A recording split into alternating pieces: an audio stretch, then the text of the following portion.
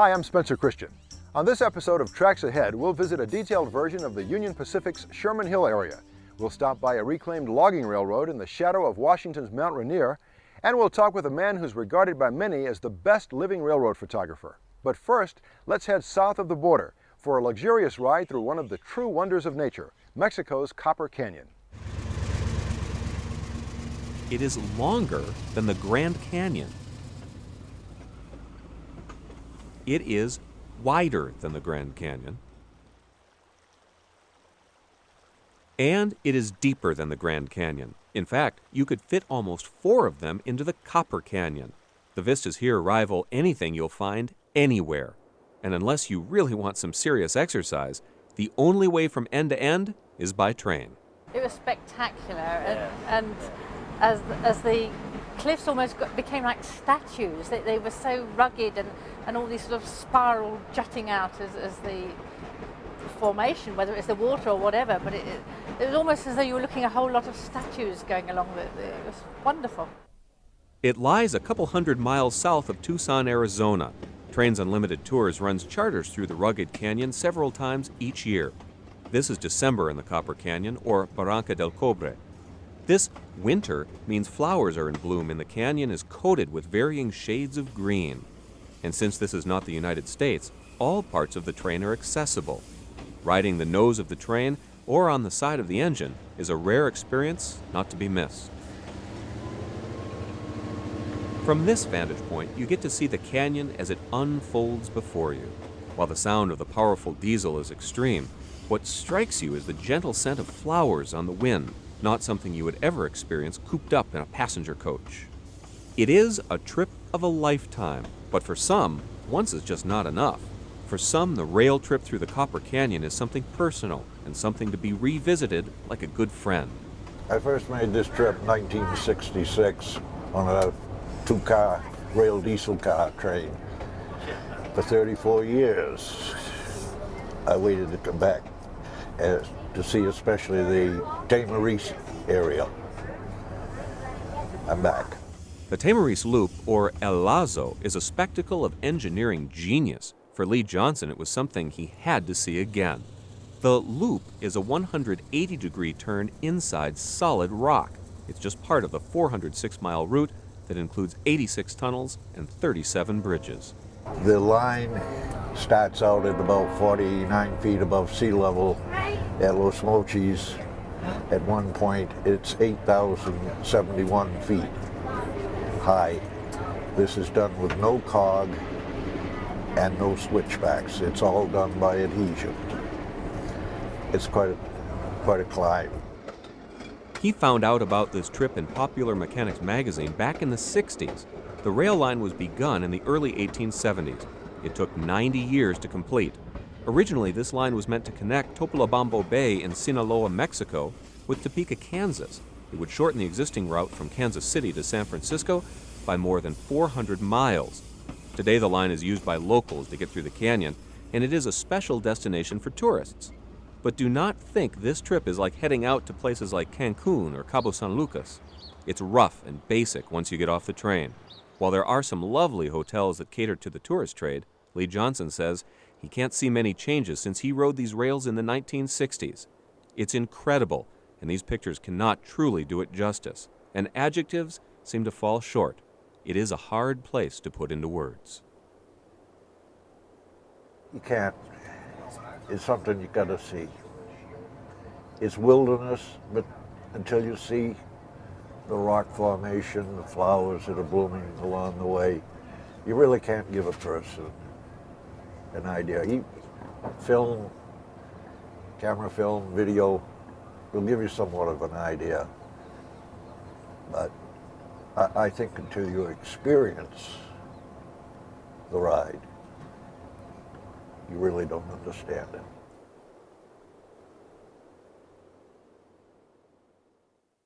John Farley! Morgans! Newmark, Sherrod, Schneider, Warren, Gobler, and the family on the first bus. There are stops along the way. The Mirador Hotel is seemingly carved out of the canyon's rim. The view at sunrise is not to be missed.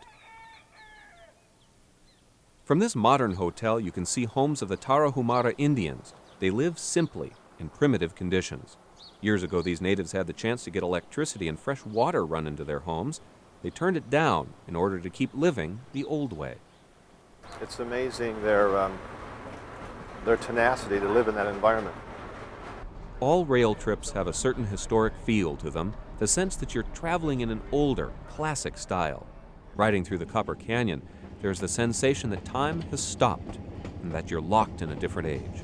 But I think that's what attracted us to this holiday, was that it was going to be real Mexico rather than the tourists, the beaches, which we're not beach people. And it was the thought of we were going to see a real part that hadn't been altered very much.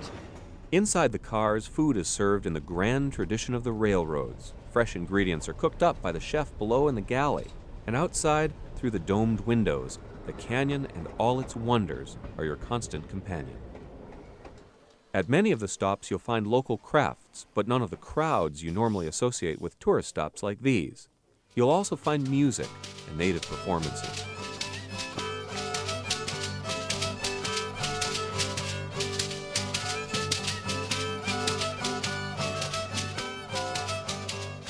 Some of the stops along the route include old colonial villages like Saracawi at the edge of the Urique Canyon, the deepest part of the Copper Canyon system. This mission church dates back into the 15th century. Step into the cool quiet. The altar is still intact and dates back to the mid-1700s.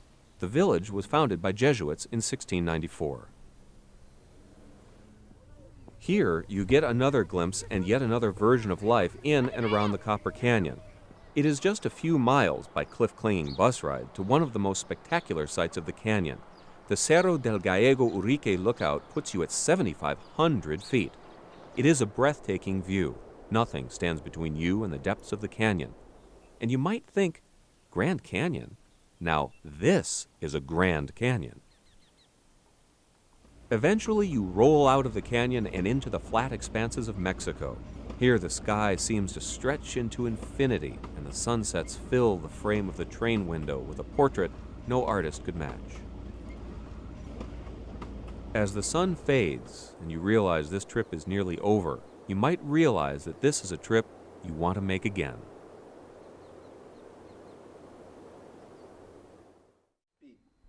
Some say that men have a natural tendency to collect things, coins, stamps, magazines, or sports-related items.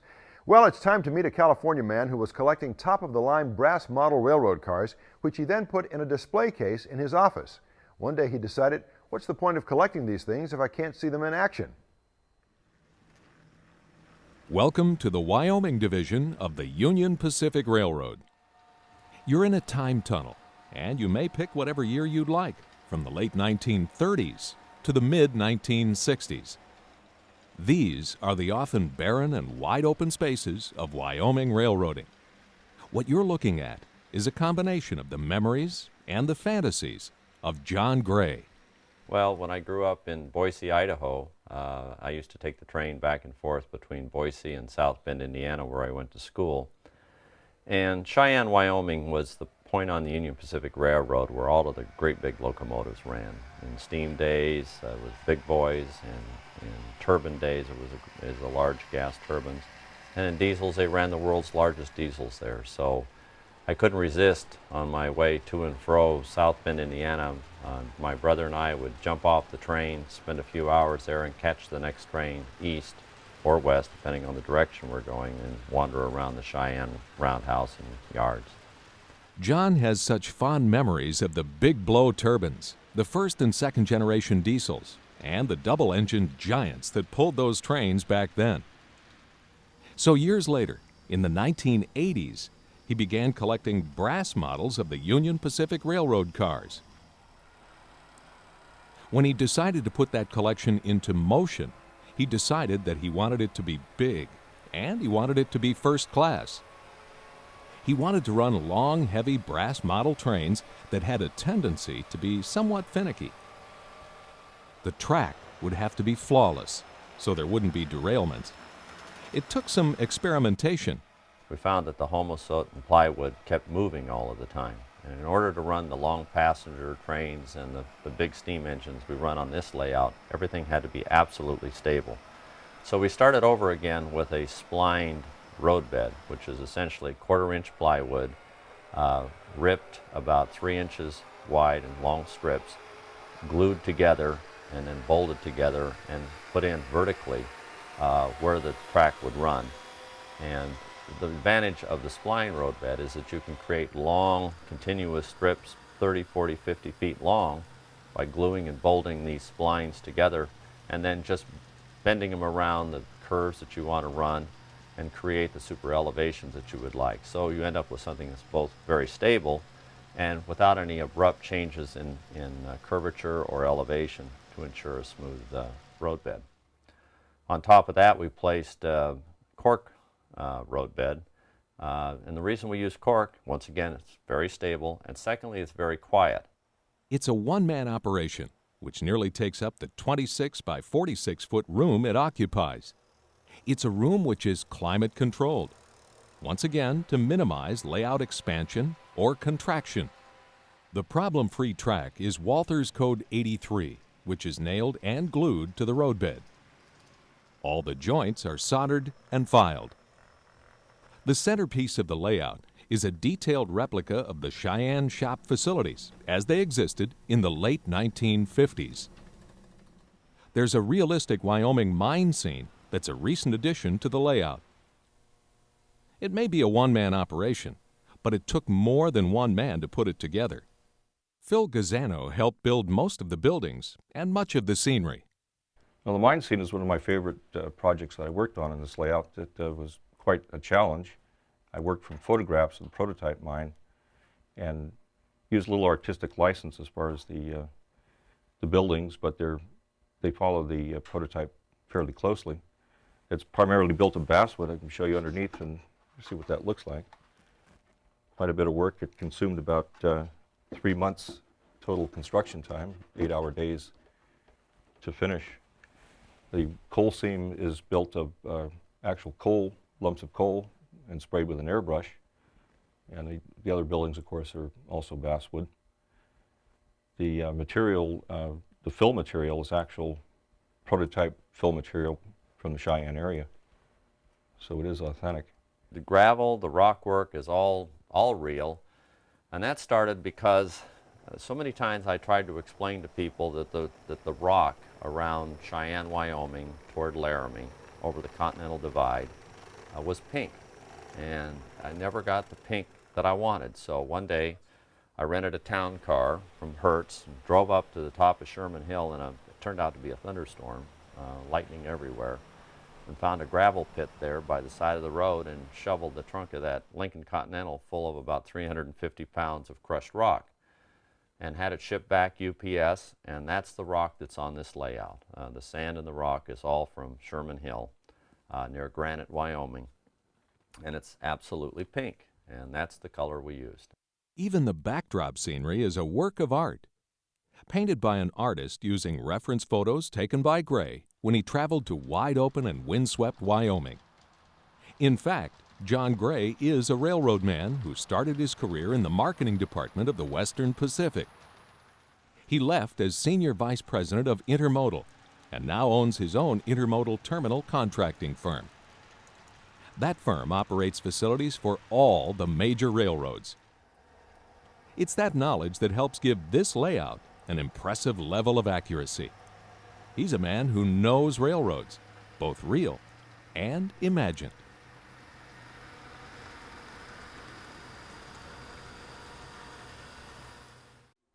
John Gray says he can't emphasize enough that if you plan to run heavy brass trains, you'd better make sure your roadbed and track work are extremely sturdy and well constructed. If a picture is worth 1,000 words, a new coffee table book filled with railroad photographs is worth at least 1 million. The book is called One Track Mind, Photographic Essays on Western Railroading. It's a compilation of exquisite pictures by a man regarded by many as the best living railroad photographer in America. We'll meet him in a minute. But first, let's go to Mount Rainier, home of a national park and the highest mountain in the state of Washington. If you go there, we suggest you check out a great scenic railroad. At 14,000 feet, majestic Mount Rainier towers over everything it surrounds. chugging through the foothills of this impressive natural wonder is a testament to the ingenuity and creativity of man. The workhorse steam locomotives of the Mount Rainier Scenic Railroad.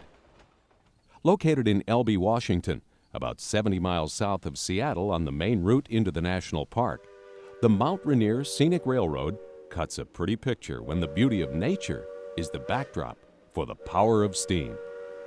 The railroad was started up in the 1980s by Tom Murray, who has logging in his bloodline and steam in his heart. Well, I grew up going up in the woods with my dad, who was a logger, and we had steam railroads, steam locomotives. And when I worked in the woods after World War II, why, everything was still pretty much steam. And as they started disappearing, I thought it would be just a shame if they all disappeared, went into the scrap heap, and that someone should kind of keep track of them and try to preserve some of them. The 1.5-hour, 14-mile round trip is an excursion into yesteryear. You travel on trains pulled by meticulously maintained antiques. We do have the only collection of the 3 major geared logging locomotive designs that were built in the United States that are operable. Those are the Shea, the Heisler, and the Climax. Steam is not just a hobby or a business for Tom Murray, it's a love. Even in his backyard, he has a scaled-down version of an old steam logging railroad. I think the best way to start, though, is why do we have geared locomotives in the woods? And there are really 3 reasons. One, of course, is the gearing. You know, when you go up a hill, you put your car in low gear. Well, a geared locomotive is always in low gear, although the Climax actually built locomotives that had gear shifts in them. Secondly, the engines that most people remember were rod engines, and they had a long series of driving wheels with a long rod that connected every wheel. Well, this made it very difficult to take very sharp corners or very rough tracks, so which logging railroads were very rough in design and very sharp corners, so the geared locomotive could get over track that a rod engine couldn't. And then the third and a quite important deep part of a geared engine's makeup is the fact that all of the wheels are powered. Well, each designer came up with their own version of what would be the best way to transfer power from the steam engines to the drive wheels using gears and drive shafts. The whole idea of gearing and drive shafting is that the trucks would be able to swivel and move quite a bit as compared to a stiff rod locomotive. The gearing was designed to put the locomotives into low gear all the time. Top speed of these locomotives varies from about 12 to 18 miles an hour, the Shea being the slowest, and the Heisler, with a slightly higher gear ratio and larger drive wheels, being the fastest. The passion behind the Mount Rainier Scenic Railroad is clearly evident. It's a mandatory stop for those who admire the history of steam and the beauty of nature.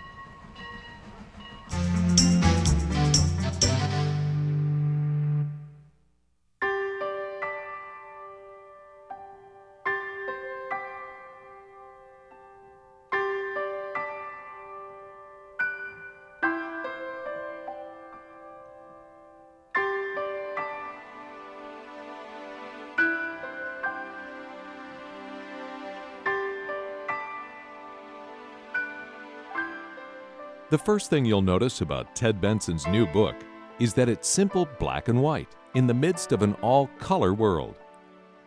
I think it's just a way of looking at things.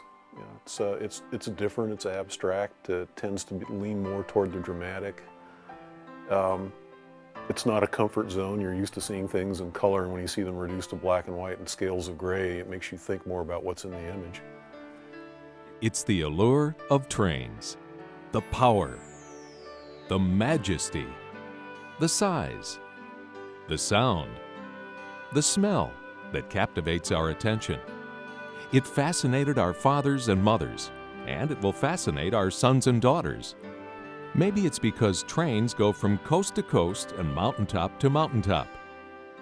Maybe it's because trains don't stop running just because it's cold outside. Trains don't bed down for the night they fire up. And the only thing that's nearly as interesting as the trains themselves are the people who work them. The eye, the mind, and the camera of Ted Benson brings the railroad to life. Every shot's different. Sometimes it's just a simple, a simple depiction of this is a really pretty place, the light's just nice, and the only thing that would make it better is a train going by, and hey, the train just went by. Other times, if you're in a situation where there's a lot of human interest going on, say maybe like covering the last run of a passenger train, or the first run of an Amtrak train or something like that, the human activity is what's central to the story as opposed to the train. The train just kind of falls off into the background. The people are what make railroading the industry that it is, and you have people that have worked there all of their life, and once they get over the fact that you're not just another goofball with a camera, and they get used to you being there, and once you've got the access and the people open up to you, it's just it's a piece of living history, and when what you're trying to do is document that. And, I would have to say some of the work is journalism, but a fair amount of it is documentary as well. For me, telling the story of a railroad doesn't necessarily mean there's the obvious story that you do have to tell in terms of the rolling stock and the equipment and the geographic locations, and that's all important, but it's that human element that makes people want to work for a railroad, or people just have an avocational interest and just be intrigued enough to want to go down to the station and watch trains go by, or go out and jump in the car and chase a freight train down the highway, or sit on the side of a hill and wait 5 hours for the next one to roll by. Ted Benson has been taking pictures of trains for nearly 30 years. His pictures are sort of like souvenirs. They complement his memories and ours. And he's as powerful with his pen as he is with his camera. A talented writer and photographer, Ted Benson wrote all the copy in the book as well. When we look at a picture, we all see what we want to see. What did Ted Benson see? What does he want us to see? The real storytelling image that night was the two kids in the car, and they just, nothing posed about it at all. They were fascinated by the train, but terrified enough that they really didn't want to get out and get too close to. They were quite happy to stay in the car and watch the engine switch back and forth. And there's a lot of long hours away from home. There's a lot of isolation. You see the train go by and the engineer waves, and it's, oh, that must be the greatest job in the world. And what you don't see, 14 or 16 hours held away from home at your, the outside terminal waiting for a train to come in so you can go back home and get back to your family. There was just this image of this mother and her son just, transfixed in this window, and, the only thing that, mattered, was just, watching this train. They were just totally oblivious to everything around them. And that's one of my all-time favorite images right there. That just says so much, not just about the train and the railroad, obviously, but the parents going out with children and passing the love of trains on to the next generation. And it says a lot to me about my own childhood and growing up, and that's pretty much what drove that shot. The book is the first in a Masters of Railroad Photography series, which will be published by Boston Mills Press. Thanks for being with us, and please join us next time for more Tracks Ahead.